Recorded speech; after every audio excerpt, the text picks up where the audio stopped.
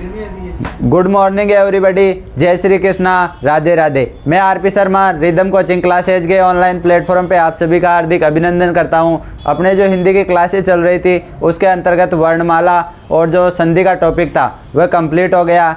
आज से अपना नया टॉपिक स्टार्ट कर रहे हैं समास के बारे में। यानी आज का अपना टॉपिक रहने वाला है समास। तो समास किन दो शब्दों से मिलकर बना होता है? यानी जो समास है, समास दो शब्दों से मिलकर बना है, यानी सम प्लस आस। समास दो शब्दों से मिलकर बना है, सम प्लस आस। यानी जब अपन समास का संधि विच्छेद करेंगे तो क्या होगा? सम प्लस आस। सम का अर्थ होता है पास और आस का अर्थ होता है बैठना, बैठना या बैठाना, बैठना या बैठाना। यानी इसका मतलब क्या हुआ? पास पास बैठाना, अर्थात पास पास बैठाना या मेल कराना, मेल कराना। जो समास है, समास के अगर विलोम शब्द की बात करें तो समास का विलोम होता है व्यास। समास का विलोम क्या होता है? व्यास। समास का विलोम है व्यास। व्यास का जब अपन संधि विच्छेद करेंगे तो क्या होगा? We plus us, we plus us. इसके अंतर्गत कौन सी संधि है? इसके अंतर्गत है यण संधि। यण संधि, यण संधि में क्या था? यण संधि के अंतर्गत क्या था कि य से पहले अर्धवर्ण आ रहा हो, य से पहले अर्धवर्ण आ रहा हो, और तो उसके अंतर्गत कौन सी होगी? यण संधि। और नियम क्या था? नियम था कि प्लस के इधर ई हो और प्लस के इधर असमान स्वर हो, यानी ई के अलावा कोई और स्वर आए तो ये ई है वह किस में परिवर्तित होगा? ई ये में परिवर्तित हो जाएगा। तो यह यण संधि के अंतर्गत अपन लोगों ने चर्चा की थी इसके बारे में। संधि का अगर अपन विलोम शब्द की बात करें, जो संधि है उसके अगर अपन विलोम शब्द की बात करें तो संधि का विलोम होता है विच्छेद। संधि का विलोम क्या होता है? विच्छेद। संधि का विलोम होता है विच्छेद। और समास का विलोम क्या होता है? समास का विलोम होता है व्यास। और व्यास का अपन संधि विच्छेद करेंगे तो क्या होगा? वी प्लस आस। समास के अपन अर्थ की बात करें, समास का अर्थ क्या होता है? संक्षिप्तीकरण। संक्षिप्तीकरण, संक्षिप्तीकरण यानी छोटा रूप, संक्षिप्तीकरण करना। और जो ये उपयोग कहाँ पर होता है समास का? समास कहाँ पर उपयोगी होते हैं? समास उपयोगी होते हैं अर्थों को जानने के लिए, छोटा रूप करने के लिए। किसी भी शब्द होते हैं उनको संक्षिप्त रूप देने के लिए। तो ये शब्दों का ज्ञान में वृद्धि करते हैं। शब्दों का ज्ञान करवाने हेतु, शब्दों का ज्ञान कराने हेतु, शब्दों का ज्ञान कराने हेतु, शब्दों का ज्ञान कराने हेतु। समास कहाँ पर उपयोगी है? शब्दों का ज्ञान कराने हेतु। तो अपन अब समास के अगर परिभाषा की बात करें, टाइम नोट,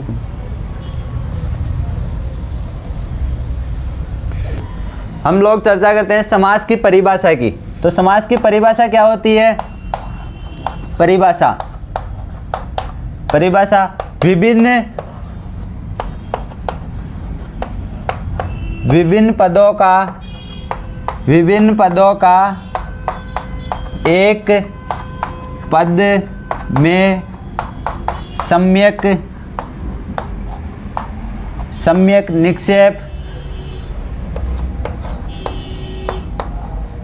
निक्षेप निकालना समास कहलाता है।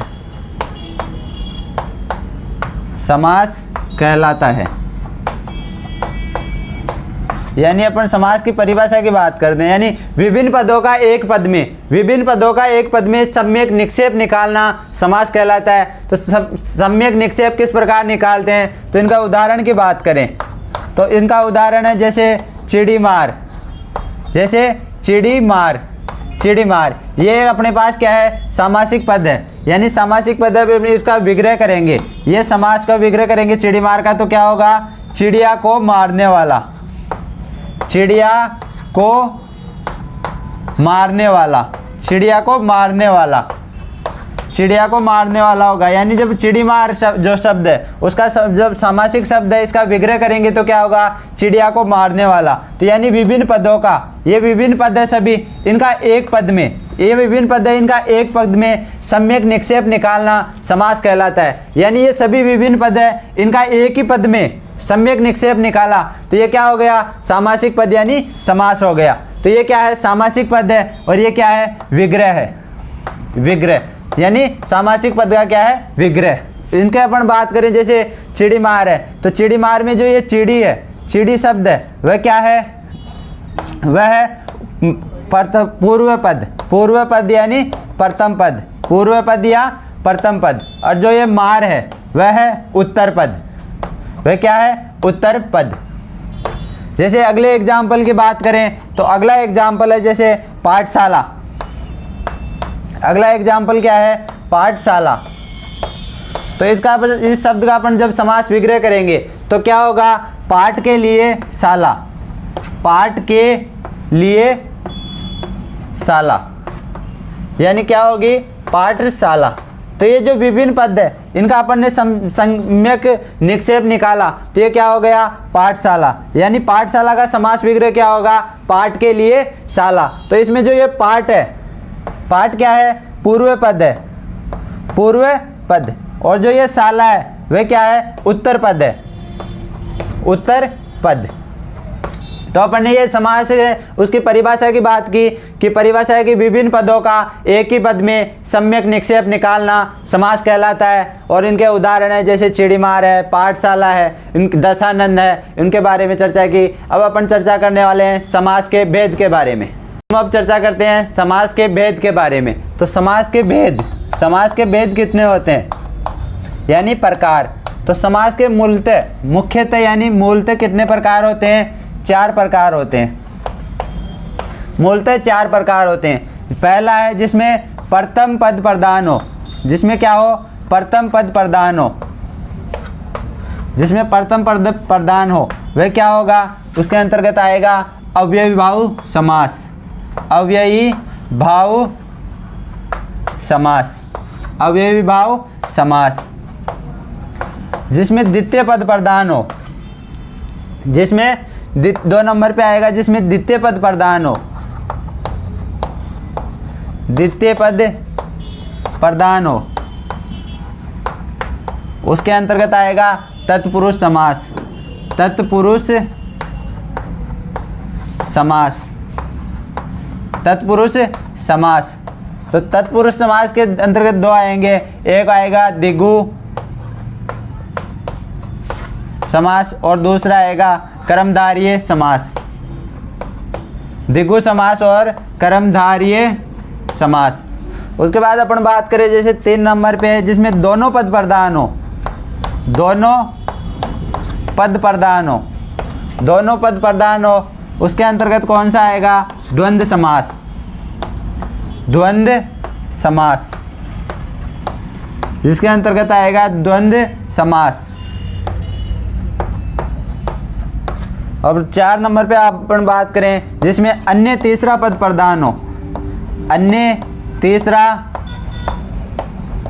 पद प्रधान हो, जिसमें तीसरा पद प्रधान हो उसमें आएगा बहुवीरी समास। बहुविरही समास। यानी समास के अपन जो बात करें तो समास के मूलतः कितने भेद होते हैं, 4 भेद होते हैं। कौन कौन से, जिसमें प्रथम पद प्रधान हो, यानी जो प्रथम है तो स्वर पहला कौन सा आ रहा है, अ आ रहा है, यानी ऐसे क्या याद रखेंगे, अव्ययी भाव। तो अव्ययी भाव में क्या होगा, प्रथम पद प्रधान होगा, यानी ए 1 नंबर पे आता है तो इससे क्या है प्रथम, तो ये क्या हो जाएगा, प्रथम पद प्रधान हो जाएगा अव्ययी भाव समास में। अव्ययी भाव समास में क्या होगा, प्रथम पद प्रधान होगा। उसके बाद अपन बात करें जिसमें द्वितीय पद प्रधान हो, द्वितीय पद किसमें प्रधान होगा, तत्पुरुष समास के अंतर्गत। तो वह क्या आएगा, इसके अंतर्गत 2 समास आएंगे, द्विगु और कर्मधारय। उनके बाद अपन बात करें जिनमें दोनों पद प्रधान हो, प्रथम पद और द्वितीय पद दोनों पद प्रधान हो, वह किसके अंतर्गत आएगा, वह उसके अंतर्गत द्वंद्व समास आएगा, यानी जिसमें दोनों पद प्रधान हो। द्वय से क्या रखेंगे, ध्यान, दोनों पद, द्वय से क्या याद रखेंगे, दोनों पद यानी दोनों पद प्रधान हो, इसके अंतर्गत होंगे द्वंद्व समास के अंतर्गत। और जिसमें अन्य तीसरा पद प्रधान हो, यानी इन दोनों पदों को छोड़कर अन्य तीसरा पद प्रधान हो, वह कौन सा समास होगा? वह बहुव्रीहि समास होगा। तो इस प्रकार जो समास है उसके मुख्यतः 4 भेद होते हैं, और ऐसे अगर बात करें तो इनके कितने भेद होते हैं? 6 भेद होते हैं। यानी मूलतः मुख्य रूप से 4 भेद होते हैं, और जैसे इनके 6 भेद होते हैं, हिंदी के अंतर्गत और संस्कृत के अंतर्गत 4 भेद होते हैं। तो ये 6 कौन कौन से हो गए? 1 हो गया, 2, ये 3, ये 4, और ये द्वंद्व 5, और ये बहुव्रीहि 6। यानी इस प्रकार से इनके 6 प्रकार हो गए, और मूल रूप से इनके कितने हैं? 4 प्रकार। तो इनके बारे में चर्चा की। जो हिंदी के अंतर्गत अपने जो समास है उनके जो परिभाषा है, यानी संक्षिप्त रूप से सभी जो समास है उनकी जो संक्षिप्त रूप से परिभाषा है वो इसके अंतर्गत है। यानी अपन जो इसकी बात करें, जैसे द्वंद्व में और छिपे, द्वंद्व में और छिपे, दिगु में गणनापद आवत है। यानी जो द्वंद्व समास है उसके अंतर्गत क्या आएगा? और आएगा। यानी जो द्वंद्व समास के जो शब्द होंगे उनका जब विग्रह करेंगे तो उनके अंतर्गत क्या आएगा? और आएगा। तो इससे क्या हुआ कि द्वंद्व में और छिपे, दिगु समास है, दिगु में गणनापद आवत है। यानी जो दिगु समास है उसमें क्या आएगा? गणनापद, यानी संख्यावाची शब्द आएगा, संख्यावाची शब्द आएगा। जो दिगु समास है उसमें गणनापद आवत है, यानी जो दिगु समास है उसमें संख्यावाची शब्द आएगा। बीच में कारक चिन्ह छिपे हुए हो, जिन शब्दों के अंतर्गत जब विग्रह करेंगे उनके अंतर्गत कारक चिन्ह आ रहे हो, तो कारक चिन्ह आ रहे हो तो वह कौन से समास होगा? तत्पुरुष समास होगा। यानी तत्पुरुष समास कहावत है, यानी जिनके अंतर्गत कारक चिन्हों का प्रयोग होगा तो वह तत्पुरुष समास कहते हैं। अवयवी से अवयवी भाव रहे, यानी जिनमें अवयवी शब्द आ रहे हो, अवयव शब्द आ रहे हो, तो वह कौन सा समास होगा? उनके अंतर्गत अवयवी भाव रहे। और कर्मधार्य, कर्मधार्य समास कब होगा? जिनमें विशेषण शब्द आए। अगर विशेषण शब्द आ रहा हो, किसी शब्द की विशेषता बताते हैं उन्हें विशेषण शब्द कहते हैं। तो जिन शब्दों का विग्रह करने पर विशेषण शब्द आ रहे हैं तो वह कौन सा समास होगा? उसके अंतर्गत कर्मधार्य समास होगा। बहुवीर्य में अन्य पद प्रधान रहे, यानी बहुवीर्य समास किन में होगा? जिनमें अन्य तीसरा पद प्रधान हो, न कोई पद आवत है। तो यानी ये जो दोहा है उससे जो अपने समास है 6, उनके परिभाषा संक्षिप्त रूप में अपन ने समझ सकते हैं। तो ये क्या है कि द्वंद्व में और छिपे, द्वंद्व में और छिपे, दिगु में गणना पद आवत है, बीच में कारक चिन्ह छिपे, तत्पुरुष समास कहावत है, अवयवी से अवयवी भाव रहे, कर्मधार्य विशेषण आवत है, बहुवीर्य में अन्य प्रधान रहे, न कोई पद आवत है। यानी प्रगत क्या है कि जो द्वंद्व है उसमें और आएगा, दिगु में गणना पद आएगा, कारक चिन्ह आ जाए वहाँ तत्पुरुष समास होगा, और अवयव भाव आ जाए वहाँ अवयवी भाव समास होगा, अवयव शब्द आ जाए वहाँ पर। और किन्हीं शब्दों की अगर विशेषता बता रहा हो तो इसमें कर्मधार्य शब्द, कर्मधार्य समास होगा, यानी विशेषण विशेषता बताने वाले शब्द आए। और बहुवीर्य में क्या होगा? अन्य तीसरा पद प्रधान होगा। तो समास के अंतर्गत अपने को और इन शब्दों का ध्यान रखना होगा। जैसे अपन बात करें प्रथम पद यानी पूर्व पद, पूर्व पद की बात करें तो पूर्व पद क्या होता है? प्रथम पद को क्या कहते हैं? पूर्व पद। प्रथम पद को क्या कहते हैं? पूर्व पद। उत्तर पद, उत्तर पद, तो उत्तर पद क्या होता है? द्वितीय पद को क्या कहते हैं? उत्तर पद। द्वितीय पद को क्या कहते हैं? उत्तर पद। उसके बाद अगर अपन बात करें तो जैसे मुख्य, मुख्य यानी प्रधान, तो इसमें क्या होगा? मुख्य पद, मुख्य पद। तो मुख्य पद को क्या कहेंगे? प्रधान। मुख्य पद को क्या कहेंगे? प्रधान। और जो गौण हो, गौण हो, गौण पद, गौण यानी जो प्रधान नहीं हो, यानी अप्रधान हो, अप्रधान हो, उसे क्या कहेंगे? गौण। उसके बाद अपन बात करें सामासिक पद का, सामासिक पद, सामासिक पद, सामासिक पद किसे कहते हैं? जिस शब्द का समास, जिस शब्द का समास विग्रह हो, जिस शब्द का समास विग्रह हो उसे क्या कहते हैं? सामासिक पद। यानी समास के अंतर्गत अपने को ये शब्दों का ध्यान रखना होगा। और पद क्या होता है? जैसे पद, पद आ जाए तो वाक्यों में प्रयुक्त, वाक्यों में प्रयुक्त शब्दों को, वाक्यों में प्रयुक्त शब्दों को क्या कहते हैं? पद कहते हैं। यानी समास के अंतर्गत अपने को इन शब्दों का ध्यान रखना होगा कि पूर्व पद क्या होता है, उत्तर पद क्या होता है, मुख्य पद क्या है, गौण पद क्या है, सामासिक पद क्या है और पद क्या है। इन शब्दों के ध्यान रखना होगा। और जो ये 4 लाइनें हैं उनके अंतर्गत सभी समासों की संक्षिप्त रूप से परिभाषा दी गई है। तो अब अपन चर्चा करने वाले हैं, पहला समास होगा अपना अव्ययीभाव समास के बारे में, यानी अव्ययीभाव समास। अव्ययीभाव समास, तो अव्ययीभाव समास है, उसके अंतर्गत क्या है, यानी ये 2 शब्द है इसमें, अव्यय, अव्यय प्लस ई, अव्यय प्लस ई। तो इसमें जो ये अव्यय है, अव्यय में क्या है, है, का मतलब होता है नहीं, और जो ये व्यय है, व्यय का मतलब होता है खर्च। यानी जो अव्ययीभाव समास है उसमें क्या आएंगे, अवयव शब्द आएंगे। ये ध्यान रखना है कि अव्ययीभाव समास में अवयव शब्द आएंगे। तो अवयव शब्द कौन कौन से होते हैं, जैसे अवयव में होता है का होता है मतलब होता है नहीं, और व्यय का मतलब होता है खर्च, यानी जो खर्च नहीं हो, जिनमें कोई परिवर्तन नहीं हो, वो क्या कहलाते हैं, अवयव शब्द कहलाते हैं। यानी जिनमें कारक, जिसमें काल, कारक, वचन और लिंग, इनसे कोई परिवर्तन नहीं आए। यानी ये काल, यानी वर्तमान काल हो, भूतकाल हो, भविष्य काल हो, और जैसे वचन एक वचन हो, बहुवचन हो, लिंग पुल्लिंग हो, स्त्रीलिंग हो, तो इनसे कोई परिवर्तन नहीं होता हो, वह कौन से शब्द कहलाते हैं, वह अवयव शब्द कहलाते हैं। तो अवयव शब्द अव्ययीभाव समास के अंतर्गत कौन कौन से होंगे, जैसे यथा है, यथा अवयव शब्द है, जैसे प्रति है, आ है, नी है, व्यय है आदि, ये सभी क्या है, ये सभी अवयव शब्द है। तो इसके अंतर्गत क्या होगा, ये अवयव शब्द, इनके ऊपर काल, कारक, वचन, लिंग, इनका कोई प्रभाव नहीं पड़ेगा। तो ये जो क्या कहलाएंगे, अवयव शब्द। और अवयव शब्द क्या किसके अंतर्गत आएंगे, अव्ययीभाव समास के अंतर्गत। और जिसमें क्या होगा, इसमें जो प्रथम पद होगा, इसमें जो प्रथम पद है, प्रथम पद प्रधान होगा, प्रथम पद प्रधान होगा। और प्रथम पद कौन सा होगा, इसमें प्रथम पद अवयव होगा। यानी जो प्रथम पद प्रधान होगा और जो प्रथम पद कौन सा होगा, अवयव होगा, अवयव। और जो ये अपना अव्ययीभाव समास है, इसके अंतर्गत अपने को ध्यान रखना होगा कि किसी शब्द के अंतर्गत, किसी शब्द में, किसी शब्द में, किसी शब्द के अंत में, किसी शब्द के अंत में ये शब्द आ रहे हो, जैसे उपरांत, उपरांत, तो इसका विग्रह करते समय क्या हो जाएगा, के बाद।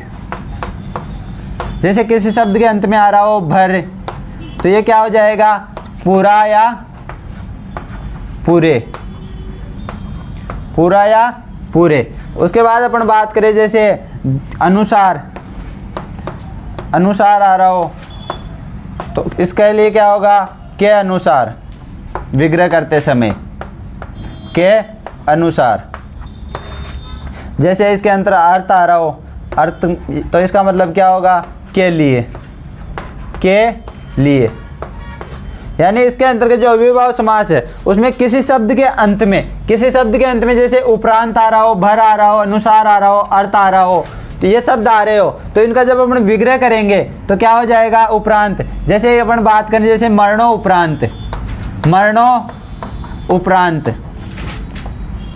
मरणोपरांत, तो मरणोपरांत में क्या हो जाएगा, मरण। इसका अपन इस शब्द का अपन जब समास विग्रह करेंगे तो क्या होगा, मरण के बाद, यानी क्या हो जाएगा, मरण के बाद, मरण के बाद।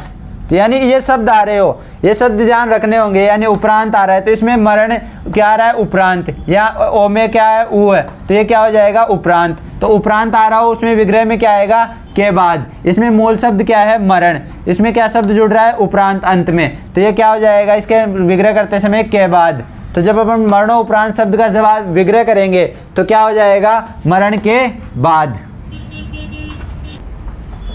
अव्ययीभाव समास में जो अपन ने पहला नियम पढ़ा था उससे संबंधित एग्जाम्पल की बात करते हैं। तो इनके संबंधित एग्जाम्पल है, जैसे जिंदगी भर, भर आ रहा हो तो भर का मतलब क्या है, पूरे।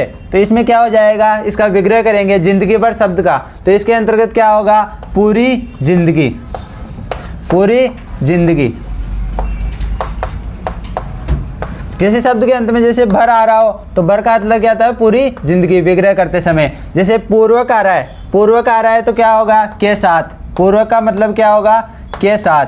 तो अपन जब कुशी पूर्वक शब्द का विग्रह करेंगे तो क्या हो जाएगा, जब कुशी के साथ, कुशी पूर्वक शब्द का विग्रह क्या होगा, कुशी के साथ, कुशी के साथ। उसके बाद अगर बात करें अर्थ, अर्थ का मतलब होता है के लिए, अर्थ का मतलब क्या होता है, के लिए। जब अपन शिक्षार्थ शब्द का जब समास विग्रह करेंगे तो समास विग्रह करेंगे तो क्या होगा, शिक्षा, शिक्षा इसमें मुख्य शब्द है, प्रधान शब्द है। और उसके बाद अर्थ आ रहा है, अर्थ का विग्रह में क्या हो जाएगा, के लिए। तो ये क्या, इसका विग्रह क्या होगा, शिक्षा के लिए, शिक्षा के लिए। उसके बाद मतानुसार, मत अनुसार, तो अनुसार आ रहा हो तो उसके लिए क्या होगा, के अनुसार। किसी शब्द के अंत में अनुसार आ रहा हो तो उसका विग्रह करते समय क्या होगा, के अनुसार। जब मता अनुसार शब्द का अपन जब करेंगे, विग्रह करेंगे, समास विग्रह, तो क्या हो जाएगा, मत के अनुसार, मत के अनुसार, मत के अनुसार। और अगला एग्जाम्पल है जैसे अपना भर पेट, भर पेट। तो इस शब्द का समास विग्रह क्या होगा, जितना पेट में आए, जितना पेट में आए, यानी पेट भरकर, पेट भरकर। यानी जो अपना जो अव्ययीभाव समास था उसके जो नियम नंबर 1 था, यानी किसी शब्द के अंत में उपरांत हो, अर्थ हो, अनुसार हो, उनसे संबंधित जो एग्जाम्पल थे उनके बारे में चर्चा की।